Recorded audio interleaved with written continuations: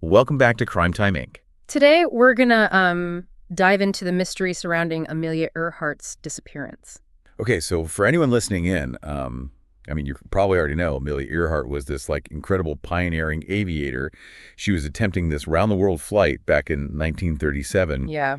but then she just vanishes over the Pacific, hmm and it's this mystery that has just lingered for decades and decades. What I find so fascinating about this case is that we have so much information about the flight plan and like the radio transmissions and the search efforts, but we're still trying to piece together what happened. It's true. It's like having this puzzle with half the pieces missing. And that's kind of what we're going to explore today, the facts, the theories, and all these little details that might help solve this whole puzzle. Yeah, let's start with that final flight. So, July 2nd, 1937, Earhart and her navigator, Fred Noonan, they took off from Ley Airfield in New Guinea, and their destination was Howland Island, Oh, wow. this tiny little island in the middle of the Pacific Ocean. Talk about a needle in a haystack. Right.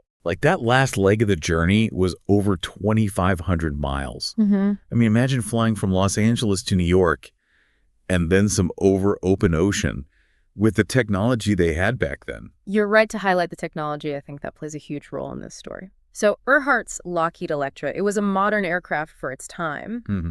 but navigation back then was incredibly challenging. Yeah. They relied on things like celestial navigation, dead reckoning, radio direction finding, which could be pretty unreliable, especially over long distances. So how were they even supposed to find this tiny island in the vast Pacific? Well, the Coast Guard cutter Itasca was stationed off the coast of Howland Island, and their job was to basically act as a radio beacon to guide Earhart in. Okay. They had this plan to use like a combination of radio transmissions, smoke signals, and radio bearings. That sounds pretty elaborate for back then. It was, and it really hinged on precise timing and clear communication.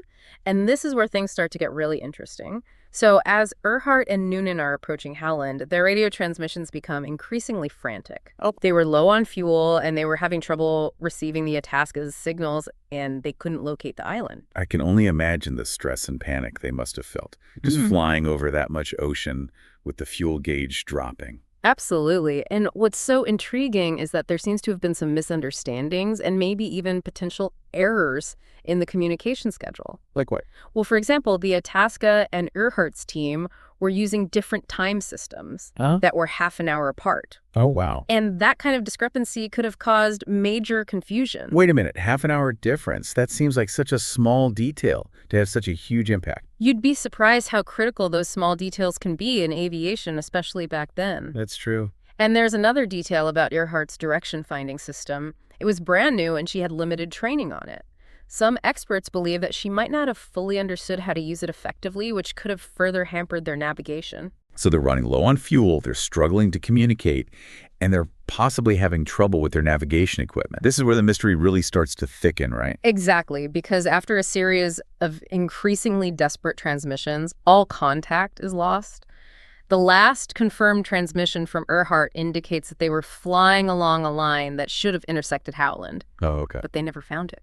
And what about the Itasca? What were they doing during all of this? They were frantically trying to make contact and trying to get a fix on Earhart's position, but the signals were faint and intermittent. Rember, we're talking about radio technology in the 1930s. Right. It wasn't nearly as sophisticated or reliable as what we have today. So what happened next? Did they find any trace of Earhart or the plane? So they're frantically trying to make contact, trying to pinpoint where she is, but the signals are so faint and just coming in and out. Yeah, you got it. Yeah. The U.S. government, they launched this massive search effort. It was one of the most extensive and expensive air and sea searches in history at that time. Yeah. Ships and planes were just scouring this huge area for any sign of Earhart, Noonan, or the Electric. They must have been combing through this massive expanse of ocean.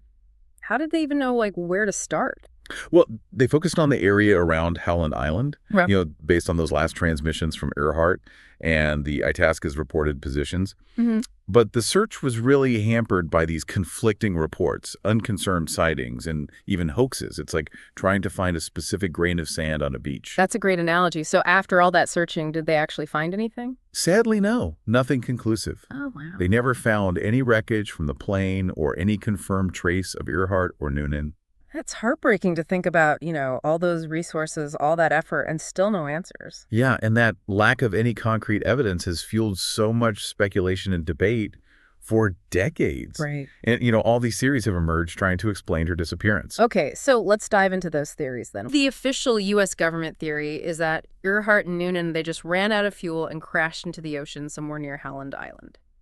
But wouldn't they have found some wreckage if that were the case? It seems like a pretty big plane to just vanish without a trace. That's one of the main arguments against the official theory. The Pacific Ocean is massive, and finding debris, especially if the plane sank in deep water, is incredibly difficult. That's true. So what are some of the other theories that are out there? One of the most interesting ones is the Gardner Island hypothesis, which proposes that Earhart and Noonan, when they couldn't find Howland, continued south and landed on what's now known as Nikumaro Island. Yeah, I've heard about that theory. What's the evidence for that? There are several pieces of circumstantial evidence that have fueled this theory. For one, Nikumaro is located along that line of position that Earhart reported in her last transmissions. So it's possible it was within their potential flight path. That makes sense geographically. But is there any, physical evidence on the island? Yeah, over the years, there have been several expeditions sent to Nikomaro, and they've uncovered some interesting artifacts, including bone fragments, potential campfire remains, and even a piece of aluminum that could have come from the Electra. Wow, that does sound pretty compelling. It is. However, none of this evidence has been definitively linked to Earhart or Noonan. The bone fragments were too degraded for DNA testing, and the other artifacts could have come from other sources. So it's still a bit of a mystery, even with those findings. Exactly, and that's what makes this case so captivating, right? It's like we have a puzzle with some pieces, but we may never have the whole picture. Speaking of missing pieces, there's also the theory that implicates the Itasca's captain-commander, Warner K. Thompson, in Earhart's disappearance. Ah, yes, the controversial Commander Thompson theory. This theory suggests that he mishandled the communication and search efforts, and then that potentially contributed to the tragedy. I'm curious what leads people to question his actions. It seems like a pretty serious accusation. Well, there are a few things. One is the Itasca's delayed use of its radio direction finder. The logs indicate that the equipment wasn't manned until later in the morning, which would have been too late to guide Earhart because she was already low on fuel at that point. That seems like a pretty critical oversight, considering their primary mission was to support Earhart. It does. And then there's another detail that adds to this suspicion. The portable direction finder that was brought by Black and Cipriani, Thompson initially refused to allow them to set it up on Howland Island. Wait, why would he do that? Oh, Wouldn't an extra direction finder have been helpful? it's unclear why he resisted, but he eventually relented. However, the support they received was minimal. The battery for the equipment was inadequate, and it died just when they needed it most during Earhart's final desperate transmissions. So not only was the Itasca's own direction finder delayed, but a potentially useful backup system was also rendered useless because of lack of support. Exactly, and these factors combined with Thompson's kind of erratic search pattern has led some to believe that his actions, whether intentional or not, hindered those search efforts. Wow, this just keeps getting more and more mysterious. Ah. But before we get too deep into that, let's take a closer look at these radio logs. You mentioned that there are claims they might have been fabricated. Yes, that's right. Two individuals who were actually on Howland Island at the time, Yo Fei Loom and Ah Kin Leong, they dispute the authenticity of that radio log.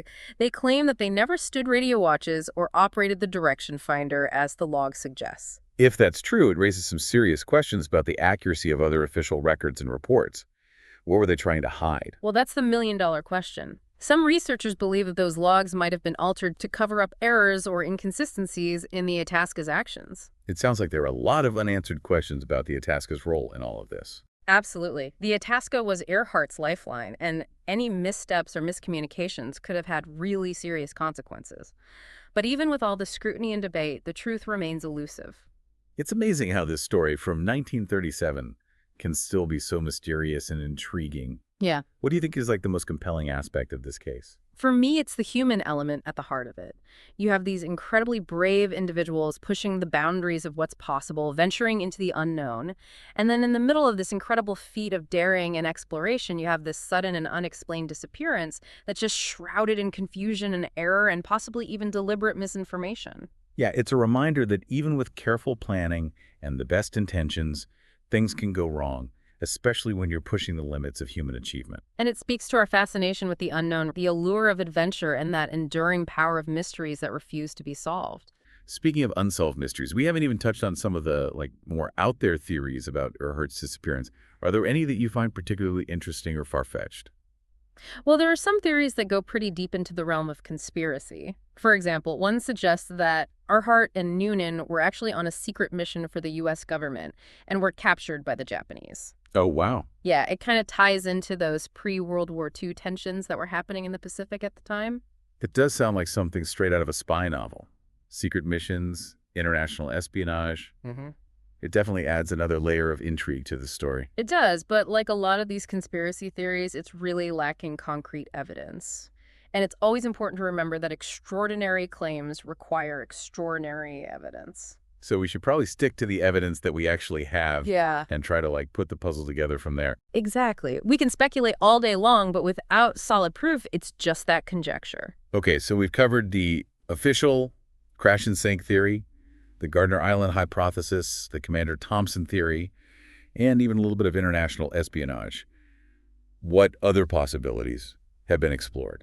Well, there's also the theory that Earhart and Noonan intentionally disappeared, that they staged their own deaths to escape the pressures of fame. Really? So they just decided to fly off into the sunset and start new lives somewhere? Yeah, that's the general idea, but honestly, it seems pretty unlikely given what we know about Earhart's personality and her dedication to aviation. I mean, it would be a pretty elaborate hoax to pull off. You'd think someone would have come forward with information by now if that were true. Right. And there's no real evidence to support it. So ultimately, we're left with a few plausible theories and a whole lot of unanswered questions. So after all this discussion, what do you think is the most likely explanation for Earhart's disappearance? You know, despite all the speculation and theories, the most plausible explanation is probably the simplest one. Earhart and Noonan facing those navigational challenges, and low fuel crashed into the ocean somewhere near Howland Island. It's both the most logical and the most tragic explanation, isn't it? To think that these pioneers were so close to achieving their goal, but were ultimately defeated by the vastness of the ocean and just the limitations of the technology at the time. Yeah, it is a sombering reminder of the power of nature and the fragility of human life. But it's also a testament to the enduring human spirit of exploration, the drive to push beyond those limits and the willingness to face incredible risks in pursuit of a dream. And Earhart's legacy goes way beyond her disappearance. I mean, she paved the way for women in aviation and inspired so many generations with her courage and determination. Absolutely. And I think her story continues to fascinate us precisely because it remains unsolved. It's a reminder that some mysteries might never be fully explained. Well, this has been both enlightening and a little bit frustrating. It's so fascinating to explore all these different angles and theories, but it's also pretty frustrating to not have a definitive answer. That's kind of the nature of true crime, though. Sometimes the most compelling cases are the ones that leave us with more questions than answers. Yeah, maybe that's part of the allure of it. It keeps us thinking, keeps us searching for the truth. You said it. Maybe the search for answers is just as important as the answers themselves. Well said. Well, everyone, it looks like we've reached the end of our deep dive into the Amelia Earhart mystery. We covered a lot of ground today, from the details of her last flight to all those different theories surrounding her disappearance. It's a case that continues to captivate and intrigue us, and it reminds us of the enduring power of mystery and the human spirit of exploration. Tune in tomorrow for another great true crime episode from Crime Time Inc.